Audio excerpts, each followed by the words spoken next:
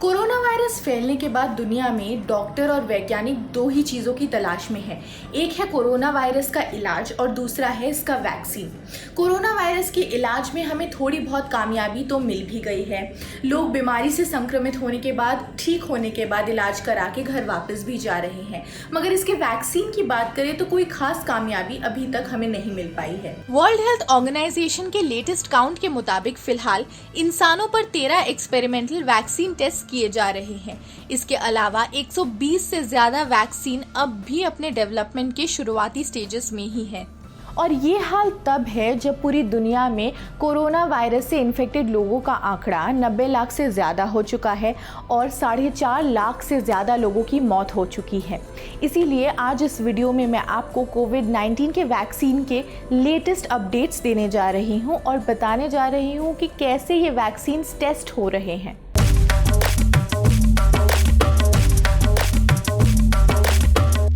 अब मैं आपको टेस्टिंग के बारे में बताऊं उससे पहले खबर दे देती हूं। तो ये खबर है WHO के एक बड़े अधिकारी डॉक्टर डेविड नबेरो के बारे में, जिन्होंने दुबई में आयोजित एक इवेंट में कहा है कि कोरोना के वैक्सीन को आने में अभी कम से कम 2.5 साल लग सकते हैं। तो ये तो थी खबर की बात। अब मैं आपको बताती हूँ कि क्या चल रहा है वैक्सीन को लेकर। तो वैक्सीन बनाने को लेकर फिलहाल 3 देश सबसे आगे दिख रहे हैं। एक है American biotech company Moderna Inc, दूसरी है चीन की साइनोवैक बायोटेक और तीसरी है यूके की ऑक्सफोर्ड एस्ट्राजेनेका। तीनों ही कंपनीज अपने लास्ट स्टेज ट्रायल्स के लिए तैयार है। तीनों देशों की कंपनीज अलग अलग प्रोग्राम्स के तहत अपने ट्रायल्स को कंडक्ट कर रहे हैं। तीनों ही देशों की ये कंपनियां और उनकी वैक्सीन्स का ट्रायल वर्ल्ड हेल्थ ऑर्गेनाइजेशन के सॉलिडारिटी ट्रायल, यूके के रिकवरी ट्रायल और यूएस के ऑपरेशन वार्प स्पीड का हिस्सा है। वैक्सीन के अंतिम तौर पर इसे कई स्टेजेस से गुजरना पड़ता है। पहला ये कि इसे जानवरों पर टेस्ट किया जाता है। इसके बाद इसको पास करने के बाद इस पे कई तरह के क्लिनिकल ट्रायल्स होते हैं। क्लिनिकल ट्रायल से गुजरना पड़ता है। फिर प्रोटोकॉल्स के मुताबिक वैक्सीन कैंडिडेट को 3 फेजेस में सेफ्टी और एफिकेसी के हिसाब से टेस्ट किया जाता है। 4th फेज में एक पोस्ट मार्केटिंग डेटा का कलेक्शन और एनालिसिस होता है। प्री क्लिनिकल टेस्ट्स में साइंटिस्ट चूहे और बंदरों पर वैक्सीन कैंडिडेट को टेस्ट करके एक इम्यून रिस्पांस लेने की कोशिश करते हैं। फेज 1 ट्रायल्स पहले स्टेज में एक्सपेरिमेंटल वैक्सीन को ह्यूमंस के यूजुअली 20 से 80 सब्जेक्ट्स में डोसेज और सेफ्टी टेस्ट करने के लिए दिया जाता है और स्टडी किया जाता है कि क्या ये इम्यून सिस्टम को स्टिम्युलेट करता है या नहीं। फेज 2 ट्रायल्स इस स्टेज में 100 या उससे ज्यादा के करीब लोगों को एनरोल किया जाता है। उन्हें एज वाइज बच्चों से बूढ़ों तक ग्रुप्स में स्प्लिट किया जाता है।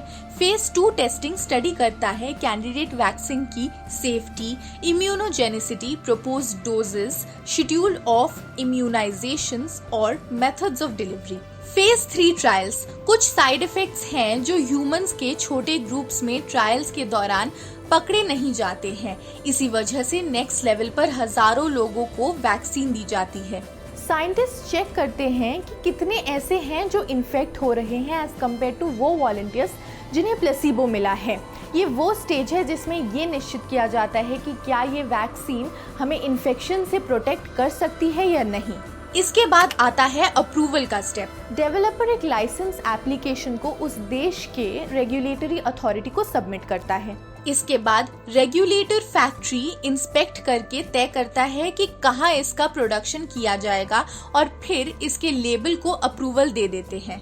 इसमें एक ट्विस्ट ये है कि पैंडेमिक जैसी सिचुएशन में किसी वैक्सीन को फॉर्मल ग्रीन सिग्नल मिलने से पहले इमरजेंसी यूज ऑथराइजेशन मिल सकता है। तेजी से बढ़ते आंकड़ों के बीच साइंटिस्ट के पास काफी लिमिटेड समय है। इसी बीच कुछ वैक्सीन्स एकदम स्क्रैच से शुरू किए जा रहे हैं और कुछ एग्जिस्टिंग मॉलिक्यूल से डेवलप किए जा रहे हैं जो पहले भी किसी बीमारी के लिए इस्तेमाल की गई हो। तो ऐसे में कुछ टाइप्स की वैक्सीन है जो अभी टेस्ट की जा रही है। पहली है जेनेटिक वैक्सीन्स। ये कोरोना वायरस के जीन्स को यूज कर रहे हैं डीएनए और आरएनए के फॉर्म में इम्यून रिस्पॉन्स जनरेट करने के लिए।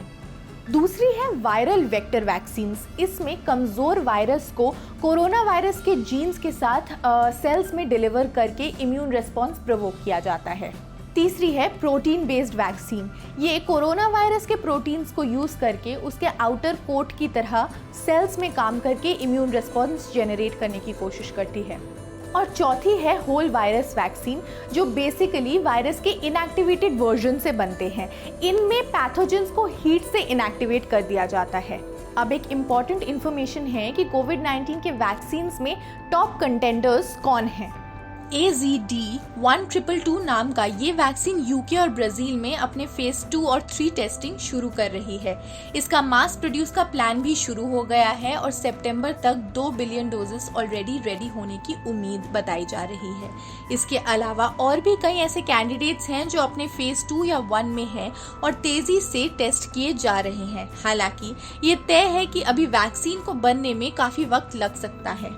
और जैसा कि मैं पहले बता ही चुकी हूँ कि WHO के डॉक्टर डेविड नबेरो कह चुके हैं, कोरोना वायरस के वैक्सीन को बनकर तैयार होकर आने में अभी 2.5 साल तक का वक्त लग सकता है। तो आप अपना ख्याल रखिए, सुरक्षित रहिए, लोगों को भी अवेयर करिए और अपने कमेंट्स मुझे कमेंट सेक्शन में ज़रूर बताइए। ABP न्यूज़ आपको रखे आगे।